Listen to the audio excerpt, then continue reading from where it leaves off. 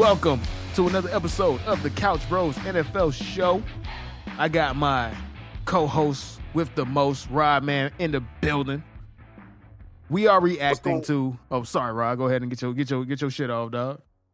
No, you good, bro. You excited, you know what I'm saying? I'm excited too for the pod. Your boy Rod, man. Go ahead, Herbo. Nah, man, I am super excited to recap week 3 of an amazing football weekend. I'm not gonna lie. I don't think last year was as fun, obviously, because COVID fucked everything up. So this is actually what football is supposed to feel like. And I've been really, really enjoying this season so far. 3 weeks down, this is the part that pisses me off because as much as I'm excited for a new week of football, it reminds me that this season is going to go by so fast that we're going to be waiting for 7 months for another season. But right now, I just want to enjoy the moment. My team is playing right now, so we won't actually get a true opportunity to talk about the Cowboys. So we're going to really focus on the Dolphins. But while we are talking about my team playing, of course, we had a bomb. Of course, we had a sack, and we had a fumble in our own end zone, bro. I hate the NFC East, bro. I hate watching these guys play, bro. I hate the Eagles. I hate these games. Like, I hate it. Oh, bro. But before we actually get into breaking down all these games over this past weekend, we're definitely going to talk about the Dolphins and the Raiders. We're going to talk about all the primetime games, which will be Bucks and Rams. And we're going to surely hit the 49ers and the Packers, and then talk about week 3. Spoiler alert. I just want to spoil. Jimmy G is a bump. Go ahead. For sure. Most definitely. We could get into that. We're going to talk about little other games here now. You feel me?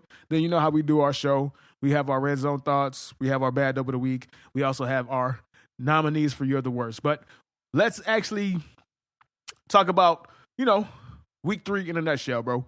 Any surprises, any disappointments that you had, Rod? I was surprised at how many horrifically stupid coaching calls I saw this weekend. We definitely got, actually, I will say that the surprise is we had like maybe the craziest special teams weekend ever when you consider the outcome. You could make that argument.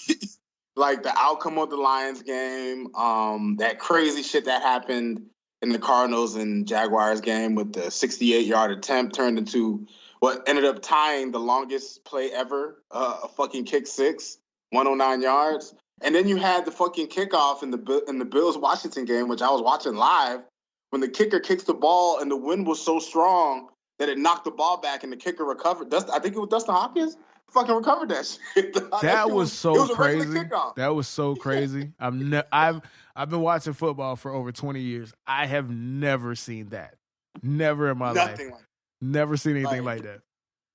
It was the most random. It was funny because Red Zone pans to it, and then you see the nigga make the kick, and all of a sudden you just see everybody pound. I'm like, yo, what the fuck happened, dog? And then when they showed the replay, I'm like, yo, what the fuck?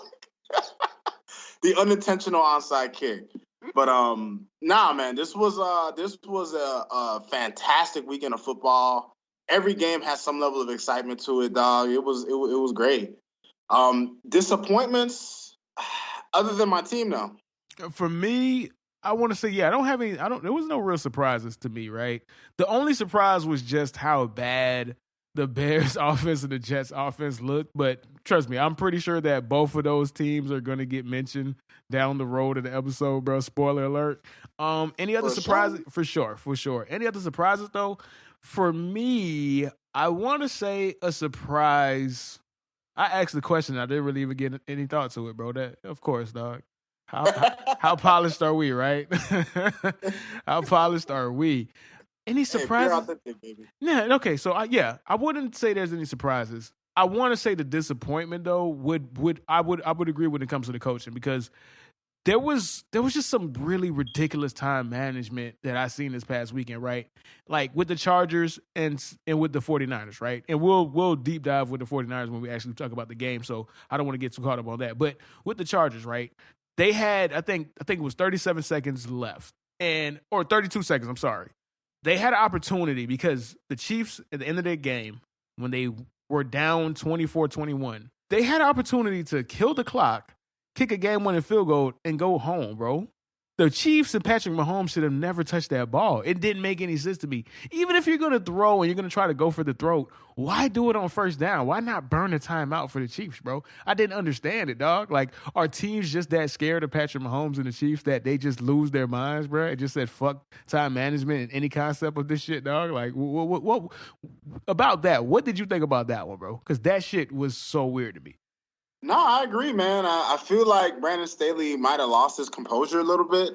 And I think that large in part is in effect to the Pat Mahomes effect, man. Like, when you play up against a guy on the magnitude of Pat Mahomes and Tom Brady, sometimes you think ahead, you overthink things, and you end up doing stupid things like not burning the clock, which would definitely save you from this nigga even touching the ball. I'm right there with you with that, though. I didn't understand it either. Luckily for them, it worked out in the end. But man, they would have got killed for that. Oh, they definitely would have got killed. They got killed. And listen, you saw maybe why they decided to go for it and try to score as quick as possible, because of course their kicker missed the fucking point after, bro. The Chargers are always going to charge, bro. They're always going to be the Chargers, no matter who's the coach, who's the coach, who's the quarterback, who's the receiver, bro. The Chargers are going to do Charger shit, bro. But let's actually get into the main show. Let's kick it off with some Dolphins talk, man. Go ahead, Rod. This is your segment, bro. Cook. How did you feel about the team? What was there anything that you could take out of the game from positive? Because there's a lot of negatives you take, but let's start with the positive. I guess positives I could say is that for certain individual players, like I see that Jalen Phillips is starting to get better and better. We'll see. The jury's still out on him. He was hurt during the offseason, so he didn't really have a lot of time to practice and shit. But I'm liking what I'm starting to see from him. The defense, bro. Look, we gave up 386 passing yards to Derek Carr, I understand. But our defense is going to continue to be the only thing that makes us look even remotely competitive. I wanted to give a shout out to Byron Jones, because I do give him a lot of flack, but he guarded Darren Waller most of the game, and he held that nigga to 3 yards and 39 catches, bro, when he was guarding him. So, props to him. Xavier Howard, of course. The defense, they did what they started off the game with a bang. Landon Roberts picks off Derek Carr for a pick six. And then we stopped them on, I don't know what's like, these coaches are getting like Madden levels of aggressive, dog. Like, this nigga Gruden goes for it on fourth down, like in their own territory, dog. Like, I'm just thinking about stuff like, is that necessary this early in the game? Like, are you afraid that your defense obviously was going to have the advantage against our offense? I don't know. I don't understand that thinking. And it ended up turning into points for us. Malcolm Brown with a 1 yard run. I mean, not 1 yard, but like with a 34-yard run. So, it worked out. So we had some good there. And you know what? I do want to shout out Jacoby Brissett. He's the backup quarterback.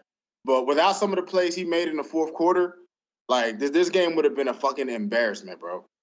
Oh, excuse me. All right. But no, go ahead. Sorry, go ahead. No, go ahead. No, because I was gonna ask you. So you got the positives. Now, there's always the positives and negatives, right? I like that you guys show that you had the grit and the fortitude to come back in that fourth quarter, tie the game up. It's just the circumstances that it took to get to that point showed that there's also flaws with this team, bro. So talk about some of the flaws that you might have seen or things that you feel like hasn't been addressed or hasn't been ironed out 3 weeks into the season. Well, first and foremost, the offensive line, they decided to change some things around. They moved Jesse Davis to left guard, and then they put Liam Eichenberg on the outside, who's not looking good, man. He's not looking good at right tackle right now, dog. He didn't have too good of a game, man. And the offensive line, to their credit, they played better than they did last week, which last week they played like rock bottom, nigga. So you could only go up from there, but they continue to struggle. And I think, and I want to think, that is in part why our play calling has just been so terrible. Like, bro, like some of the play calls in the game were just baffling to me, dog. Like, there was a play call in the game. We're up 14. We have all the momentum. We're up 14-0. Defense gets a stop. They punt it back to us. Stupid penalty backs us up into the back of our end zone. Herbie on first down. Why does my quarterback throw a swing pass to fucking Jalen Waddle in the end zone? bro, I was thinking of, bro, I'm watching this shit live. I'm like, did these niggas just throw a screen pass in the end zone, a wide receiver screen on first down. Like, if you're gonna throw it there, make the nigga run a slant, bro. Make the nigga run to, like, obviously they were thinking, okay, if there's space between first of all, the corner read it all the way. I think it was Casey Hayward. He read that shit all the way. The nigga didn't move. From the time they started to play, he sat in one spot and just waited for fucking Jacoby Brissett to throw the ball to the nigga. When you see some shit like that, you make the nigga run a slant, bro. Like, you don't just fucking. That was a play call that blew my mind. There was some other plays like us calling wildcat plays back to back on 1st and goal at the 1 yard line. Like, bro, it was just a lot of puzzling fucking play calling, dude. And we've been very inconsistent with trying to run the ball. And our running backs actually run the ball at a pretty decent clip. So it's just what are we doing here? And when you really think about it, our offense only scored 7 points in 3 quarters, bro. And the 7 points we scored were from a pick six. Yeah. Well, no. We scored 14 points. Okay. Half, I'm right? sorry. Yeah, go ahead. Yeah, no, but we only had 14 points because, one, our defense spotted us some points. And then we had what was basically a lucky play. Our offensive line, one of the few plays in the game where they actually blocked very well and ended up being a touchdown score. Bro, after that, it was just anemic. Like, our offense, this shit's reminded me of, like, the fucking Joe Philbin days, bro. Like, I'm just like, bro, the offense just looks so fucking anemic. It looks congested. It looks... Oh, it's so uncreative. Herbie, let me just put. I'm gonna let you go. No, bro, cook. Don't worry about me. This your team. Cook. Bro, Jalen Waddle had 12 receptions, 58 yards. Do you know? That is the craziest stat. Like, out of a bunch of crazy football stats, that is the weirdest looking stat I've ever seen, bro. Like, that doesn't even make sense to me mathematically, bro. How do you do that? Hasn't happened since 1950 to a non-running back fucking receiver, nigga. Think about that, bro. And what the hell did we draft that nigga for? What did we draft? We drafted that nigga for him to take the top off the defense for the most part. And how are they utilizing him? Like, I'm just very, like, our offense has no kind of identity, bro. And I don't know how we fix that. I've been very positive on Brian Flores. I'm rooting for him. You know what I'm saying? I've liked what he's done so far, and it's not the end of the world. We're 3 games in.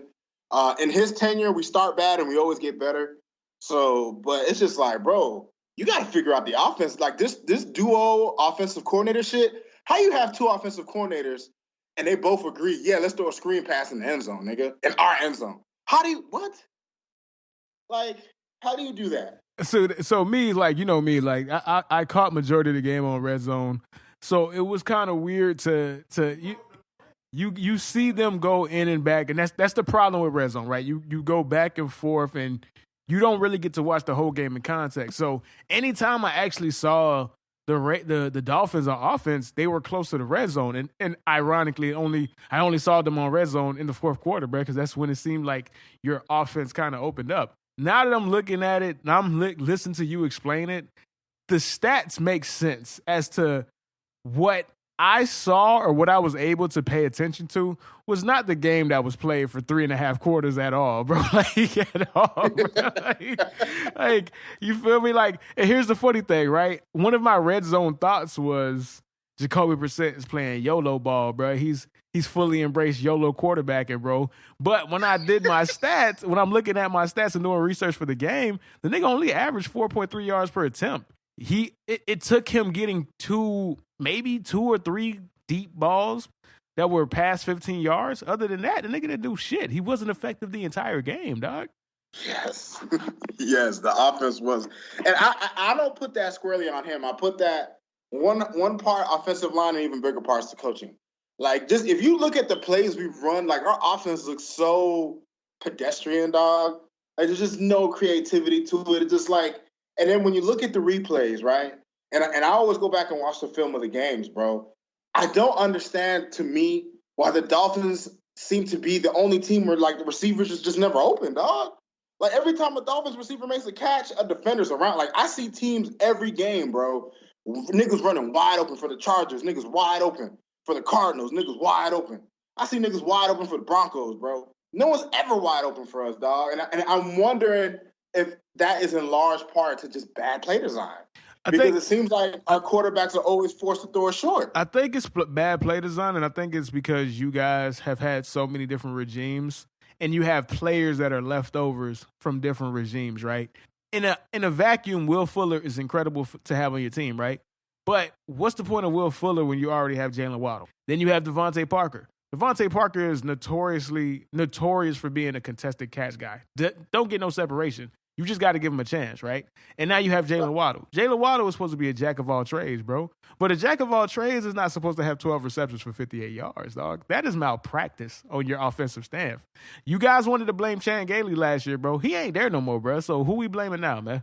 I mean, right now, you got to blame the OCs. But, I mean, you got to start looking at Flores, man. Like, he's the one at the top of line all this shit. This is true. Look, I respect Brian Flores' acumen for defensive coaching, defensive side of the football. I think we might have hit on Javon Holland as a DB. I like the way he didn't have that great a game last game, but that's going to happen. He's a rookie. He's had his first 2 games, he was pretty good. We got a good secondary, and the pass rush remains to be seen. Emmanuel Ogbah, I see you, bro. He had a good game too.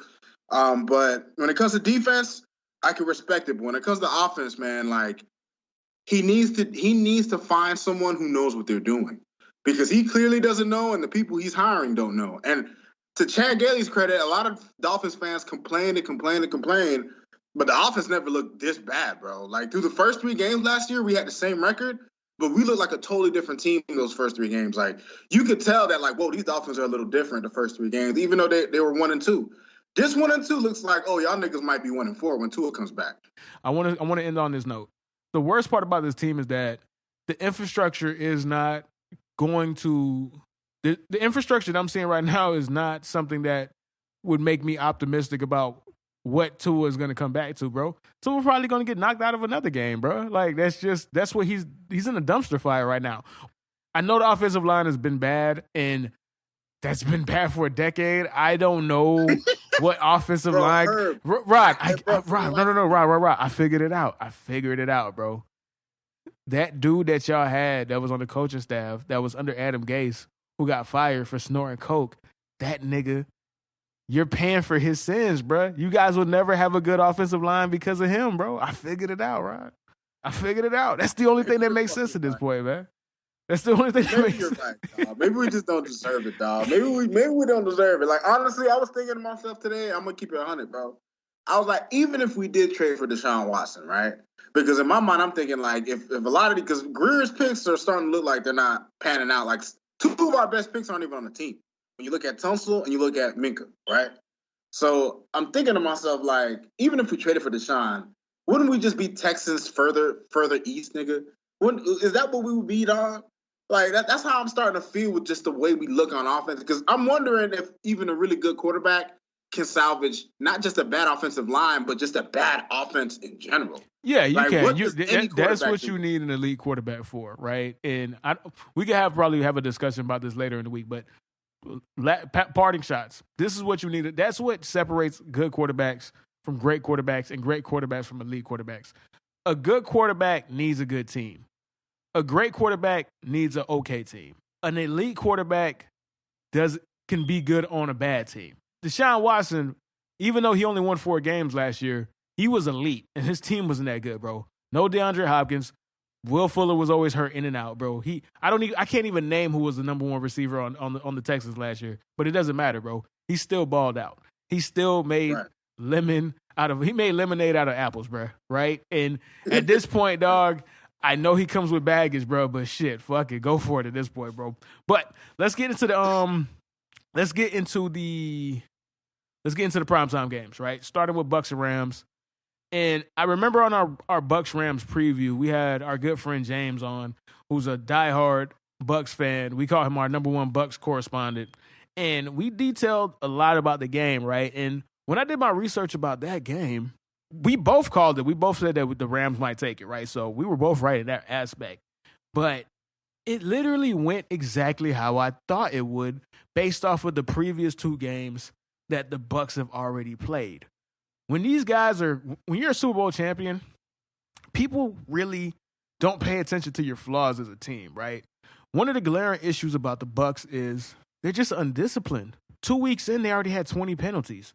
And penalties was the number one thing that held them back this game, on top of having a bad pass rush, on top of having multiple injuries in the secondary, having third or fourth stringers in the secondary. We talked about all of that stuff, and it came to fruition. And it came and bit them in the ass, bro. So go ahead. How did you feel about watching that game based off of what we said in our previous show leading up to the game, and then the game that happened? I listened to the playback, and I remember recording, and we sound like geniuses on that pod, Herb. Because I remember I specifically said that I could really see a scenario where the Rams run away with the game. And that's exactly what ended up happening, bro.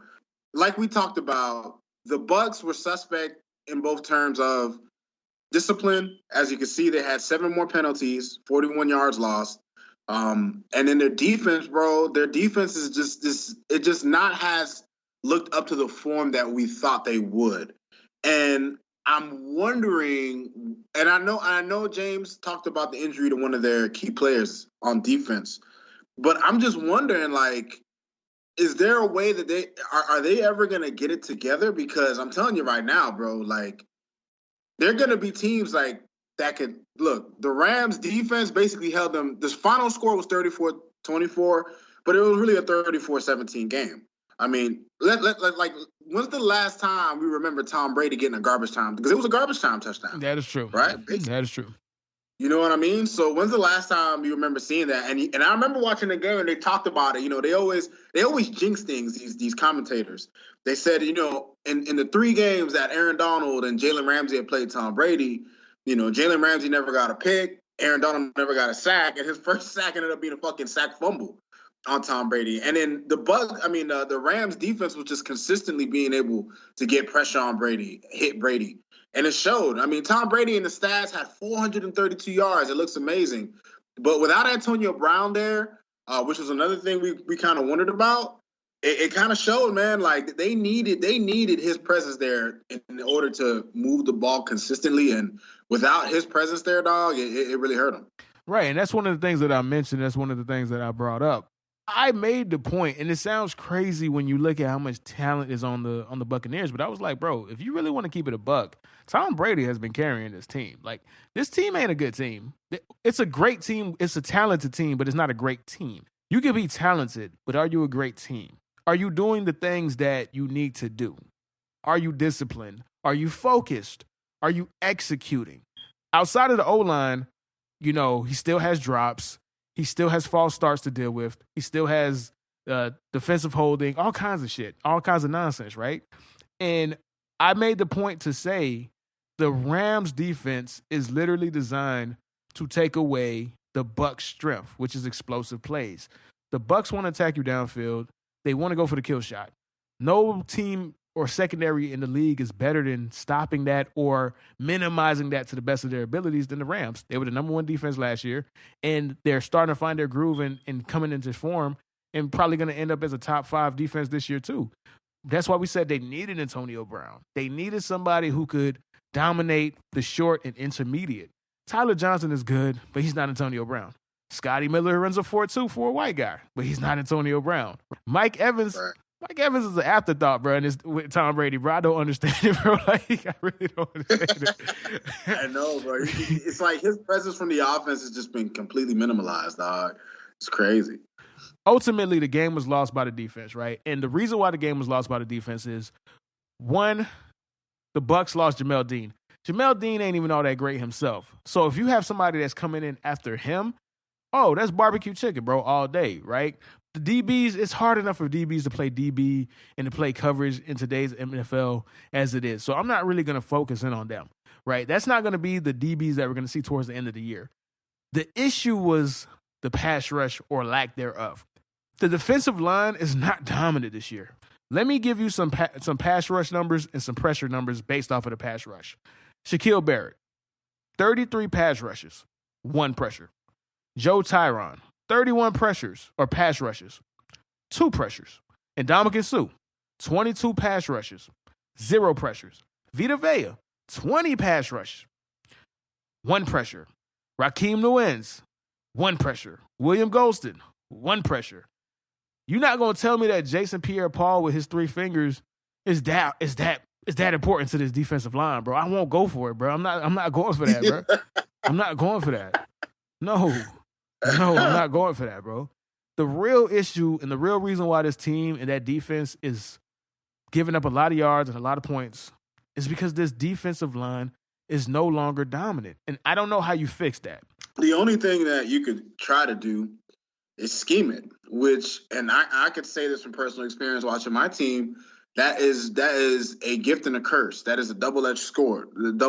And your defense kind of has to be built for that. And their defense is kind of not built that way. So it's going to be interesting to see how they tackle these things going forward. And it's looking to me that Tom Brady, the good thing for them is that when you look at their schedule, they really have a cake-ass schedule this year. Yeah, even when you look cake. at the first 3 games. Mm-hmm. Like, their schedule is cake. But any team with a remotely competent offense is going to be able to put up points on them. So that's going to be an interesting thing to watch going forward. It definitely is, man. So let's go ahead and move on to the next game on the discussion list, bro. The 8:00 game, the Sunday game, NBC, Packers and 49ers. I was wrong about this game. I thought that the 49ers were going to win and win decisively. They end up losing, but they should have won. Again, another aspect of bad coach management. Now, the problem is that the coach is somebody who has no excuse or cannot afford to have bad management under his belt again. And that's Kyle Shanahan, bro. He does this all the freaking time. You cannot give the Tom Bradys, the Patrick Mahomes, the Aaron Rodgers, and lastly, the Russell Wilsons of the world any time to work. But before we talk about the end of the game, let's talk about the game in entirety, right? So, what was your takeaways from the game as a spectator, and what was your takeaways from the game as a bettor, as somebody who got his ticket bust because of Aaron Rodgers, bro? Bro, Jimmy G, bro, let me tell you something about my guy Jimmy G. You know that nigga Jimmy G? He's a fucking bum. Jimmy G is a fucking bum, bro. Like, dude, I remember, like, because we were recording when I caught the second half. We were recording, so when I caught up with the game, I seen that they were down. When I checked the score, they were down 17-0. And I'm thinking to myself, like, my God, I put money on these niggas, man.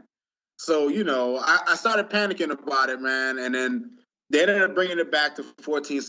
Truth be told, all in all, like, objectively speaking, from the spectator standpoint, it was a great fucking, like, they know how to pick these Sunday night games, bro. I think they're like 2 for 3 this year so far, nigga. Like, because I think the first Sunday night game was Rams-Bears, and that was a snoozer because the Rams just dominated. But the last 2 have been complete fucking thrillers. I gotta give credit to Aaron Rodgers and the Packers for one, taking advantage of bad clock management and just pulling it out. He looked great. Devonta Adams was Devonta Adams.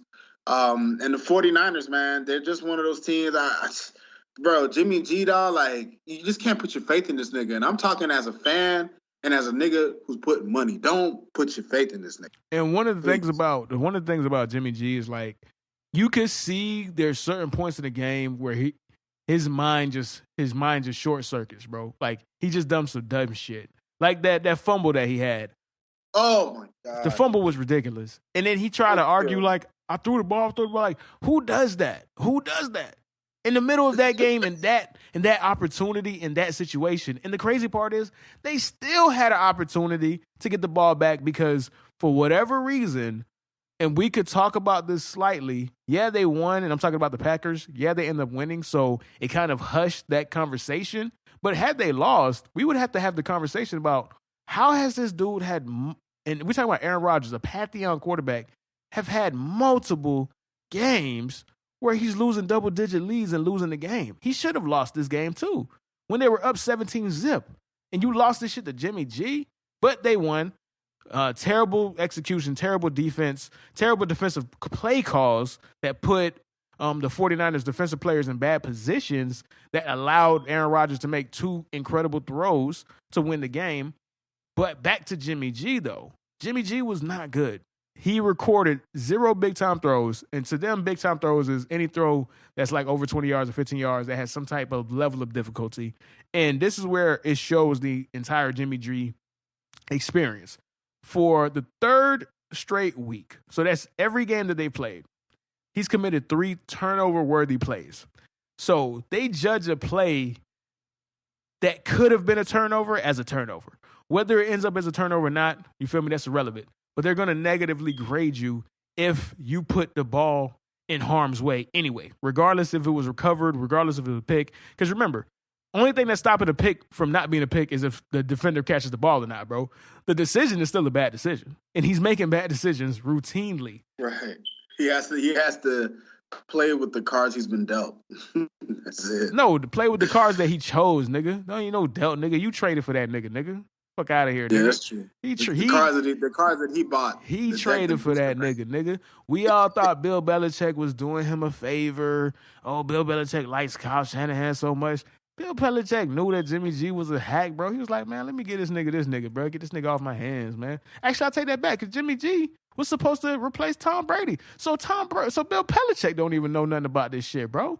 Like, this is crazy. It's crazy how the smartest minds that we think are geniuses, are incredible, have so much ingenuity, and are great decision makers. It's all luck. Bill Belichick wanted Jimmy G over Tom Brady.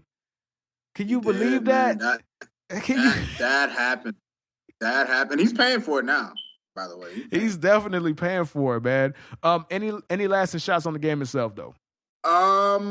Any lasting shots in regards to the game? The only thing I'll say is that it looks like the Packers are just, they're going to be the contender that we thought they were.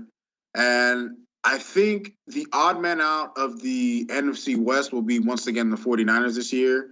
And I'm looking at the quarterbacks, specifically Jimmy fucking G. He's such a bum. I'm still salty about that nigga costing me, bro. All my picks went well, bro. All of them went well until I fucking got to this nigga, man. Let's have a therapy session, Rod. You had an incredible ticket. You put together a phenomenal ticket, bro. 4-team ticket, 4-team parlay, and we're talking about betting, right? This is a safe space, Rod. Excuse me, sorry about that, but this is a safe space, man. Talk to me, bro. Talk to me through your day as a bettor, right? You had the 1 o'clock game hit. You had the 4 o'clock game hit. All you needed was the 8 o'clock game, bro. What were the emotions that you were going through, man? Oh, I mean, I'm gonna be honest, man. I was pretty confident in my 1 o'clock picks. The Titans got me kind of scared early because one, I thought Jacob Eason was gonna be playing, which is part of the reason why I picked him, and I seen Wentz was playing. But when I seen Wentz was playing, I wasn't that worried either. I was like, well, it's just Carson Wentz, fuck it. The Titans had me worried a little bit, but they kept me going. I ain't gonna lie, the Chargers and Chiefs, boy, that shit had my heart pumping, dog. Because it's you're never safe, bro. That's why the bad clock manager from the Chargers is just something that is magnified. Because I'm thinking to myself, like, y'all niggas really gave these niggas 32 seconds, man. Do you not know what this nigga's capable of, dog? But in the end, it ended up working out in my favor. You know what I'm saying? For the 1 o'clock games. 4 o'clock game, it started off as odd as you could expect. A game with two of the most high-powered offenses started with like 6 straight punts, which is kind of hilarious when you think about it. But once the Rams scored, I kind of felt at ease since I moneylined them. They kept my confidence throughout the rest of the day. It wasn't until 8 o'clock at night, actually really like 9 o'clock at night when I was checking the score, that I started to have this overwhelming sense of dread, dog. And it was all thanks to my man Jimmy G, who had thrown a pick in the first half, had my boys down 17-0. So I'm biting my nails the whole time these niggas are trying to come back. And before that fumble, when they're driving, I'm thinking to myself, yes, I can cheat the system, dog. They're gonna kick a field goal. I'm like, this could work for me. And this numbnuts fumbles the goddamn ball, Herb. I was so sick. Bro, I was so sick when this nigga fumbled, dog. I was like, and the stupid fucking look he has on his face, like, it was a forward pass. Like, nah, nigga. Like, you're a buffoon, Jimmy G. I fucking hate you. You fucking bum. Oh my God. Oh my God. All I could think about was like, man, I really should put my money on the Bengals and the Falcons like originally thought, bro. One change, bro. One change in the timeline, and I'm $180 richer. This man. is very true. This is very true, bro. Now, I think that's a perfect way to end the football discussion, bro. So we both decided, let's have random thoughts from the red zone. So this is a new segment, like we said. We never did this last year. This is something that's brand new. So random thoughts from the red zone, Rod. I will let you. Matter of fact, let me go first because you just went ahead and had your little soliloquy, bro. So these are my random thoughts from the red zone, bro. Here we go. Dun, dun, dun, dun.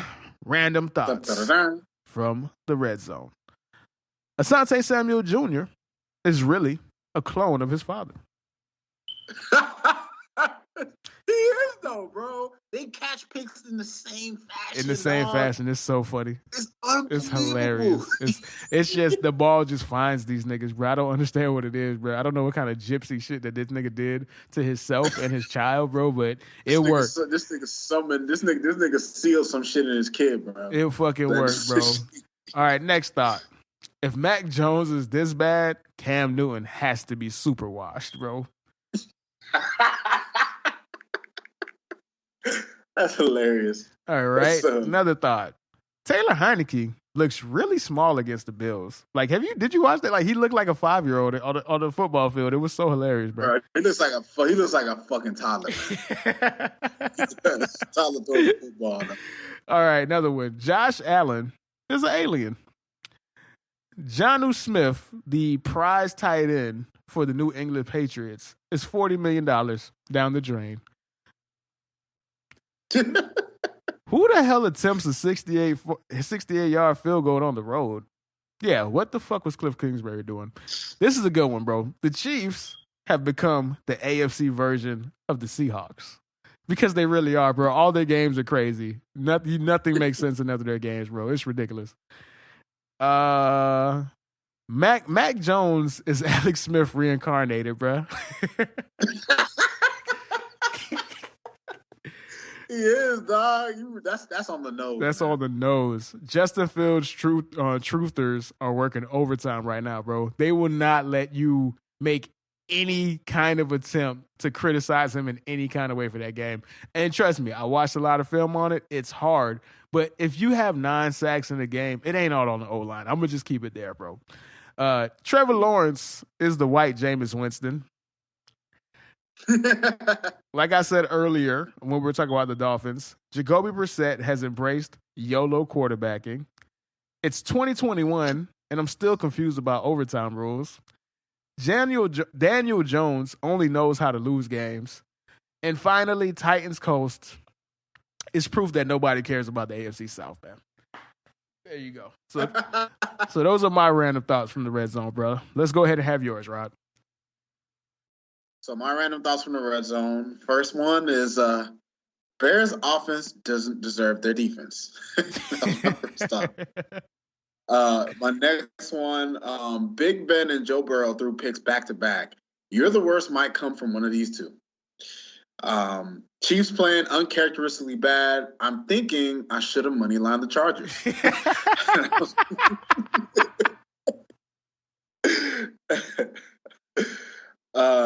Derrick Henry makes you want to pray for defenders. Antonio Gibson had the Bills looking foolish on that screenplay score. I love it. Patriots defense is so disciplined, it's aggravating. Matt Judon wasn't fooled by a play action at all for an easy sack. I remember watching that shit. I was steaming. I'm like, I hate these niggas, man. Bills-Washington game is wild. Cardinals deserve to get scored on for attempting a 68-yard field goal. This was the Mac Jones I couldn't wait to see. Pick 6, baby. Of course, Trevor couldn't let Mac outshine him and had to throw his own pick 6. Herbert just drops dimes. This kid is phenomenal. Browns, 8 sacks. Garrett, 4.5 sacks. This was before they got their 9th. Ferocious defensive tyranny at work here. The Chiefs will have their hands full with the division this year. Chargers coach just showed he has some huge cojones.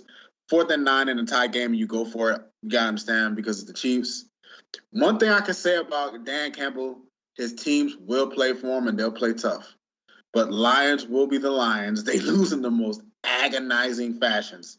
In my final, and this is a poetic red zone thought, wide receiver screen in your own end zone? Great idea, Dolphins offensive coordinators. Oh, look, a safety. Who'd have thought? Bro, I love it. I love it so much. Football is hilarious, man. Like for all the stuff and all the analytics and how nerdy you want to be, bro. Anything can happen at any single moment in the game, bro. That's what just makes it so fun, bro. Like nothing works, bro. You just are lucky that something happens in your favor, bro. That's the beauty of football on the NFL level, dog. All right, so now it is time for Rod. You just had your random red zone thoughts. Let's get into the worst side of football, man. Yes, my favorite parts. Something that if you open it up, the smell of it just stenches like a skunk. It stays with you. It makes you feel ugh inside. Some people might vomit. We call it bad dope of the week.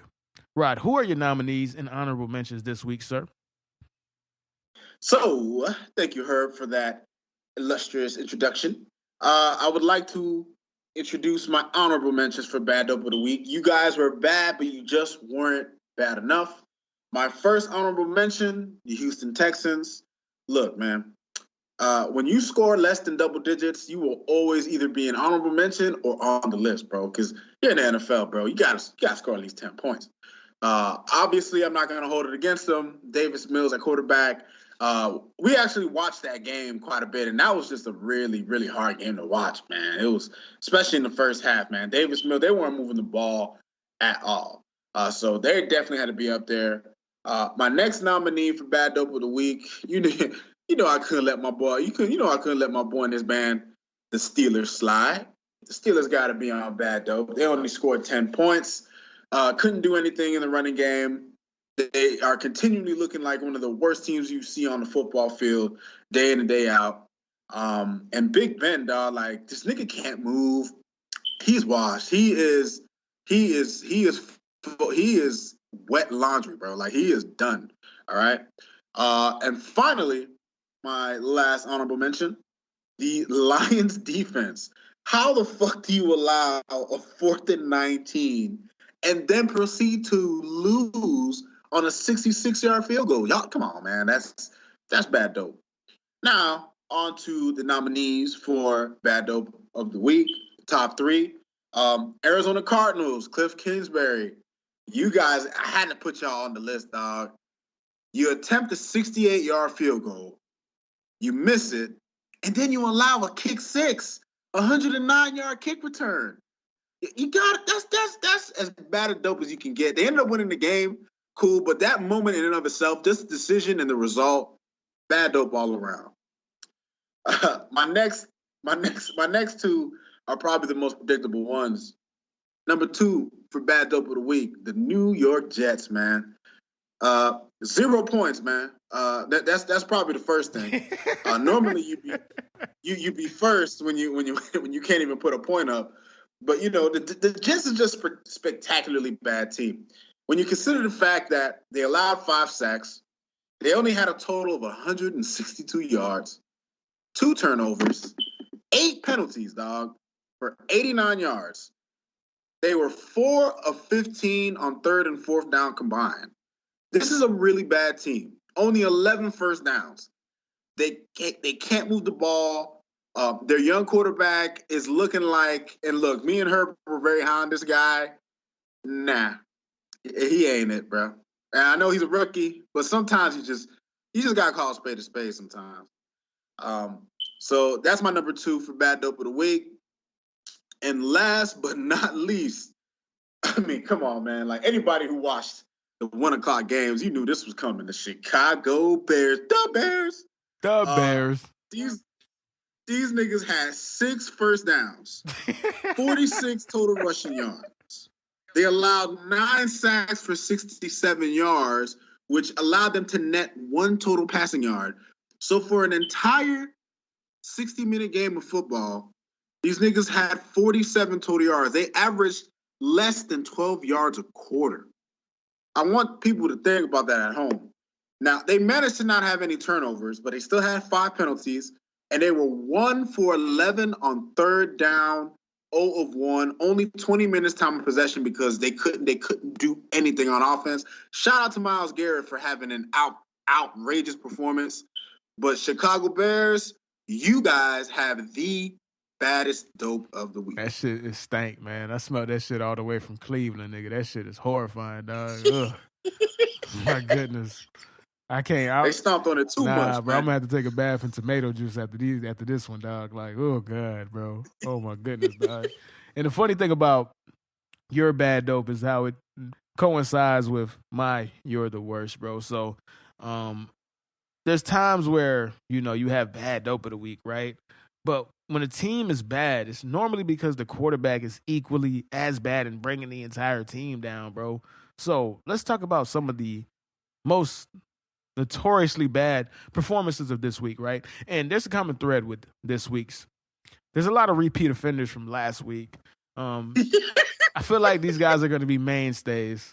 And we have so many people that are bad quarterbacks in the league or have bad performances that it's hard to just pick 5, bro. So I did have to have an honorable mention. His name is Davis Mills. At one point in time, the entire first half, leading into the last minute of the first half against the Carolina Panthers, the man had 16 passing yards and a half. How is that possible? Normally, he'd be number 1. But when quarterback is playing at a level so low that these guys play, bro, they knocked him out of the top 5, bro. So coming in at number 5, I hate to do this because these guys are young. They're rookies. They're trying to get their feet wet. But Trevor Lawrence, bro. What do you want me to do with this guy, man? Like, he's literally the white Jameis Winston, bro. He only can do things in spurts, but he does bad things in a lot of spurts, bro. And throwing a pick 6 while your team is up in a game that you shouldn't even been winning, and you have an opportunity to step on the Cardinals' throats while you're up 17, when you already were gifted a kickoff, or you already gifted a kickoff, a kick 6 that you should have never had, and that's how you repay your team, bro. You give him a pick 6 and completely turn the game on its head, bro, which you end up losing anyway. Coming in at number 4, I don't know what to do with this nigga, man. This nigga is baked chicken, man. This nigga's baked chicken, man. I hate to say this, but he's already washed and he's only in his 3rd game, bro. Mac Jones, man. How you do this, man? How do you go 1 for 8 for any passes that were over 15 yards with 3 picks on all of those passes, dog? How do you do that mathematically, bro? How do you outside of the passes, the 8 passes that you threw that were over 15 yards, the rest of your passes, the average depth of target was 3.3 yards, bro? How do you do that? How do you play in a box that small, bro? How do you do that, bro? How do you love your running backs and your tight ends that much, bro, that you say, fuck my receivers, bro? How do you do that, bro? But even then, there were people worse than Mac Jones this week. And one of those people were Ben Roethlisberger. I'm not going to talk about his stats. I'm not going to talk about what he did. There's a video out there with him rolling out, trying to throw a pass, and he just fell on his face, bro. You going to make you're the worst every single time when you do that, bro. Get this nigga out the league, man, please. Please. Coming in at number 2, Rod called it. I don't know how to discuss this nigga other than this nigga's probably having one of the worst 3-game stretch I've ever seen, bro. Zach Wilson has matched Geno Smith in Jets history as the only other Jet quarterback to throw 6 picks in his first 3 games. And then he broke that record in the same game and threw 7 picks in his first 3 games, bro. He's the lead leaguer in the worst possible category that you want to lead in Jets history, in Jets lore, bro. So for that alone, you're automatically going to be on the list, man. But to beat Zach Wilson, who was awful, who had 160 yards on 35 attempts, you had to do something astronomical. And Justin Fields was astronomical this week, man. Coming in at number 1. I don't know how to do this. I don't know how to talk about this guy. They're going to come for me. Justin Fields, defenders are evangelical. they love this nigga like I love my mama. So if I end up missing, you know who did it, bro. Justin Fields fans did this to me. But I got to speak my truth, dog. What am I supposed to do for 6 out of 20 for 68 yards, bro? What am I supposed to do for 3.4 yards attempt, bro? What am I supposed to do with that? What am I supposed to do with a sack 9 times in one game, bro? 5 in the first half. What am I supposed to do with that, bro? What am I supposed to do when you had equal sack yards to your passing yards? 68 passing yards, 67 passing yards. So you had a net total of 1 passing yard the entire game. Bro, what do I do with that, bro? Talk to me, Rod.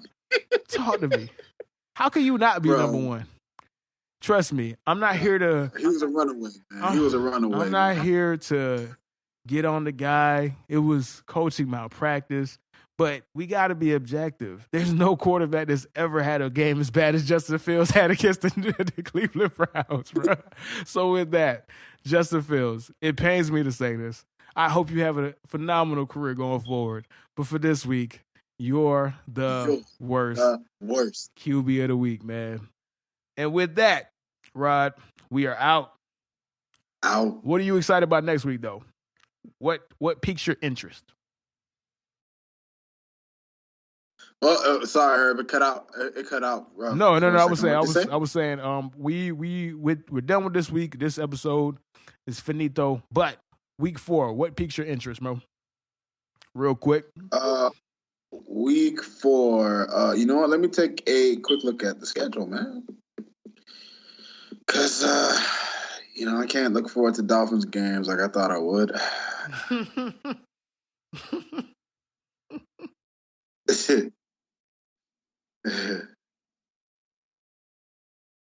Week 4. I mean, you supposed to say Bucks Patriots, bro. Come on, man. What other answer is better than that, man? No, I didn't have the games. I didn't know what games were gonna be up. I got you. So we played the Carolina Panthers. You got Jacksonville, Cincinnati. You got Washington, Atlanta, Houston, Buffalo, Detroit, Chicago.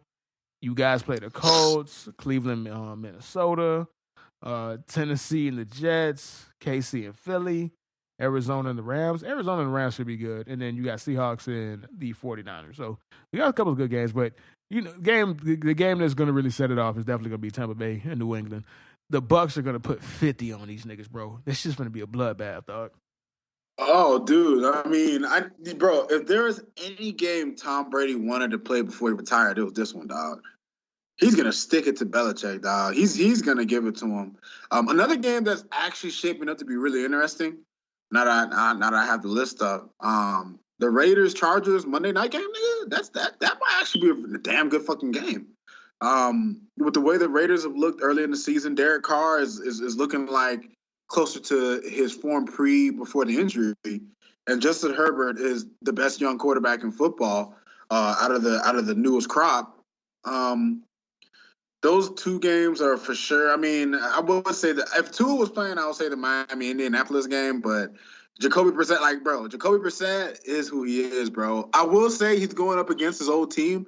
That always adds that always makes games kind of crazy when a nigga's like facing his former team sometimes. So maybe he'll be inspired, quote unquote. I could only hope. But yeah, man, that seems to be that's all I got right now, man. I know a lot of people might be looking forward to Pittsburgh Steelers and Packers. I'm not, because I know what's gonna happen, man. Big Ben is gonna look old. It's not gonna be a game, man. Definitely not, man. So, all right, man, we're going to go ahead and close this episode out. Appreciate you for coming on. Appreciate you for being the best co-host a guy could ever have, bro. See you next week, my brother. Appreciate that, my brother. You be good. And to everybody, holla at y'all next week.